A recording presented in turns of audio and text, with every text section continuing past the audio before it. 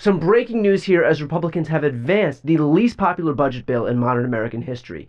And now that they've done so, they'll seek to pass the final version of this bill sometime on Monday. But in doing so, Elon Musk has added his voice to the chorus of other voices attacking this bill. He took to Twitter writing, "The latest Senate draft bill will destroy millions of jobs in America and cause immense strategic harm to our country. Utterly insane and destructive. It gives handouts to industries of the past while severely damaging industries of the future." Musk's comment was in response to a tweet that said, quote, "The new Senate draft raises taxes on all wind and solar projects that haven't begun construction today unless they are placed in service by the end of 2027 and navigate complex, likely unworkable requirements to prove they don't use a drop of Chinese materials. After that, this bill adds a new tax on wind and solar projects that can't prove the same." Now, two things are true at once here. First, Elon is doing this to help himself and his bottom line. Second, he's still correct. This bill will absolutely gut clean energy, something that Elon probably should have considered when he threw his lot in with a political party that thinks climate change is a hoax and that bolstering clean energy isn't worth it, which, by the way, is better for the environment and cheaper and the future of energy, which China seems to understand even if American Republicans don't.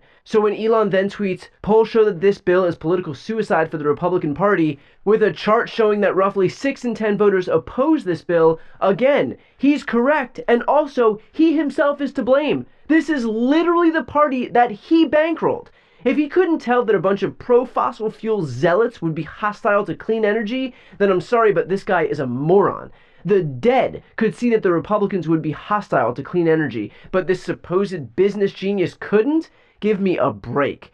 I asked Senator Elizabeth Warren about Elon's intervention here. Here's what she had to say. Let's talk about what Elon is talking about first.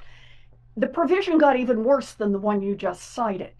It's now taking away all support for basically clean energy projects that can't be finished by the end of this calendar year. So all the big projects are just going to lose their support. Yeah. Why does this matter? Because this takes away energy at a time we need it. And this means that people's utility bills are going to go up. The estimates before the latest twist in the Senate bill was that most people would pay somewhere between $220 and $450 a year more on their utilities because of the Republican bill. Now it's just getting more and more extreme. And look, on this, I think Elon is exactly right. Undermining clean energy at this moment and adding a subsidy for the oil and gas industry, it just makes no sense except for political donations. Right. Because there's another provision in here. You remember how, what's it been, about 4 years ago when the Democrats still had the majority, we got my corporate minimum alternative tax through. Do you remember this? So yes, I think it was 15%, if that's correct. Yeah. Any business that had more than $1 billion in profits, regardless of what other deductions and so on, they had to at least be paying 15% of those profits as taxes. It was just a minimum tax, saying, in effect, we're not going to let you guys just keep working your way through the system. And so you get loophole after loophole after loophole. You tell your investors, we made $3 billion, and then you tell the IRS, nah, we only made $1.50. Right. I mean, remember the New York Times report, it was either the Times or the Washington Post, that showed that even the Trump organization paid something like $750 in their corporate taxes. Exactly. So these guys were paying. Amazon, 1 year, was reporting $11 billion in profit and paid zero in taxes. Yeah. So the idea is to say we're going to have corporate minimum taxes. Do you know what's in this bill? In this bill is, except for the oil and gas industry, they are going to get a special carve out because that was the price of getting Senator Lankford's vote, Lankford from Oklahoma's vote in this. And that's what this bill is. You know how people talk about bills that are full of pork? This thing has just become obscene. It's carve-outs for the wealthy, carve-outs for the big donors, big special giveaways to the richest and the most powerful, and how they pay for it, the 1-2 punch. And that is take nearly $1 trillion out of the healthcare system, more than that when we add the cuts to Medicare, and deficit finance the rest of it to the tune of trillions of dollars, put it on the credit card, and let our kids and our grandkids pay for it. This bill is mean. This bill is unkind. And frankly, this bill is just economically not how America builds a strong future. And look, of course this bill is a handout for the rich.